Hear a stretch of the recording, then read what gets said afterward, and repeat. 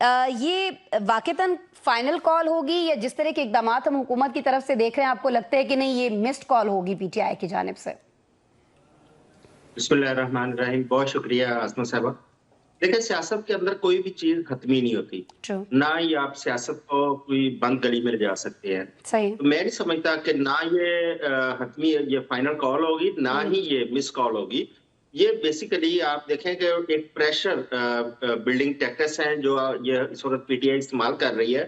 اور جہاں تک مجھے سمجھ آئی ہے پی ٹی آئی کی زیادہ کوشش یہ ہوگی کہ کسی بھی صورت میں مذاکرات کی ٹیبل پر لایا جائے چیزوں کو اور وہاں بیٹھ کر بات کی جائے. کیونکہ جو اگر پی ٹی آئی کے جو مطالبات ہیں ان کو ہم دیکھیں وہ پروٹیسٹ سے زیادہ ٹیبل پر بیٹھ کر کرنے والی گفتگو ہے. اگر وہ کہتے ہیں کہ وہ ان کے بہت سارے لوگ وہ جیلوں کے اندر بند ہیں, ان کے ٹرائل کے اندر سستی کی جا رہی ہے, یا جو بیگناہ لوگ ہیں جن کے اوپر مقدمات نہیں ہیں وہ اگر ادھر ادھر ہیں, تو یہ چیزیں حکومت سے متعلقہ ہے جن کو وہ آپ بیٹھ کے حکومت کے ساتھ وہ سالو کر سکتے ہیں. دوسرا, جہاں تک آپ مینڈیٹ کی بات کرتے ہیں کہ مینڈیٹ واپس کرنا ہے, اب چیزیں بہت آگے جا چکی ہے.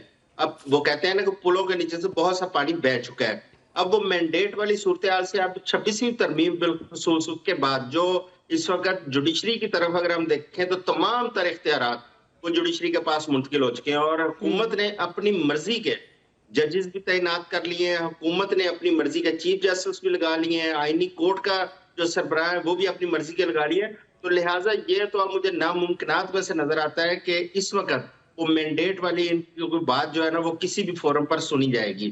باقی جو چیزیں ہیں ان کے اوپر گفتگو کی جا سکتی ہے, اور حکومت کے لیے بھی میں سمجھتا ہوں حکومت کے لیے بھی بہتر ہے کہ ان کو مذاکرات کی ٹیبل پر بٹھایا جائے, بیٹھ کے جو چیزیں حل کی جانے والی ہیں. جہاں پہ آپ دیکھیں ہیومن رائٹس کا ایشو ہے, فریڈم آف ایکسپریشن کا ایشو ہے, یہ حکومت سے متعلقہ ایشو ہیں. حکومت ان کے ساتھ بیٹھے ان ایشو کو ریزالو کرے. یہ صرف ایشوز نہیں ہے, یہ عام آدمی کے بھی بہت سارے ایشوز ہیں.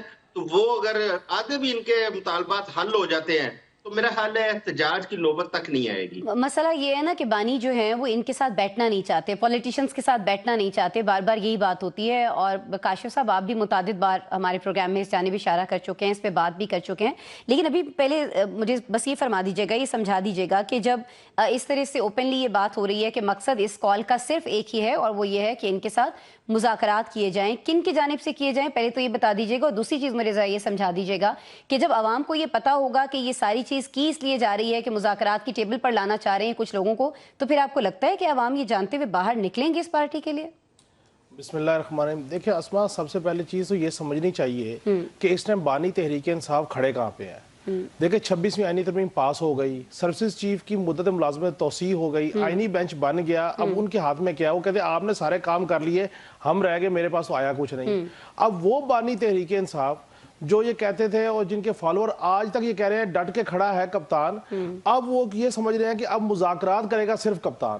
اب تو یہ والی کہانی نہیں ہے, کیونکہ پہلے انہوں نے کہا جی میں مذاکرات نہیں کروں گا, میں باہر نہیں جاؤں گا, میں یہ نہیں کروں گا, وہ نہیں کروں گا. اب وہ جو نعرہ لگاتے تھے نا ڈٹ کے کھڑا ہے کپتان, اب انہوں نے یہ کہا کہ اب صرف مذاکرات کرے گا کپتان. اب مذاکرات کس سے ہوں گے؟ وہ کہتے ہیں مذاکرات ہونے چاہیے پاور کوریڈور سے, جن کے پاس پاور ہے.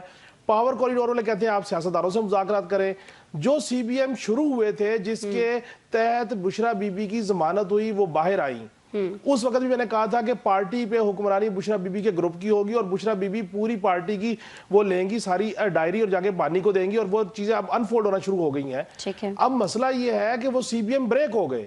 وہ سی بی ایم بریک کیسے ہوئے؟ وہ سی بی ایم بریک ہوئے اس وقت جس وقت سروسز چیف کی مدت ملازمت کی توسیع کی قانون سازی ہو چکی, آئینی بینچ بن چکا, ان کی جو تھی چیزیں وہ ساری چلی گئی اس طرف. اب یہ دیکھ رہے ہیں کہ بھائی ہمارے ساتھ بھی کوئی بات کرے, ہمیں بھی کوئی ایز آؤٹ کریں, بھلے پولیٹیکل کریں. دیکھیں سیاست میں مذاکرات جو ہے, مطالبات جو ہوتے ہیں نا, وہ بڑے پیک پہ ہوتے ہیں کہ اگر وہ پیک کی کوئی بات کریں گے, مینڈیٹ واپس کریں, تو شاید یہ بات ہو جائے چلے جی آپ کی سختیاں کم کر دیں گے. تو اس طریقے سے بات ہوتی ہے. آپ نے توپ مانگنی ہے تو آپ کو کہیں جا کے پسٹل کا لائسنس ملنا ہے. یہ فارمولہ بانی تحریک انصاف کو بھی پتا ہے. اب آ جائے 24 نومبر پہ. 24 نومبر کی جو احتجاج کی کال ہے, یہ نہ مس کال ہوگی نہ یہ فائنل کال ہوگی, یہ ہلکی پھلکی موسیقی ہوگی بس. نہ اٹک سے ادھر کسی نے آنے دینا ہے, نہ پنجاب سے کسی نے نکلنے دینا ہے. تو یہ ہلکی پھلکی موسیقی ہوگی, چیزیں ہوں گی. اور اس کے بعد آخری بات, بیرسٹر گور کیا کہہ رہے ہیں, علی امین گنڈا پور صاحب کیا کہہ رہے ہیں, اگر آپ ہم سے مذاکرات کریں، ہم سے بات چیت کریں تو ہم اچھے بچوں کی طرح 24 نومبر کا احتجاج مؤخر کر سکتے ہیں۔ تو یہ اس بات کی دلیل ہے جو میں تواتر سے کہہ رہا ہوں کہ سی بی ایم بریک ہو گئے ہیں، سی بی ایم کو بحال کرنے کے لیے سارا کام ہو رہا ہے۔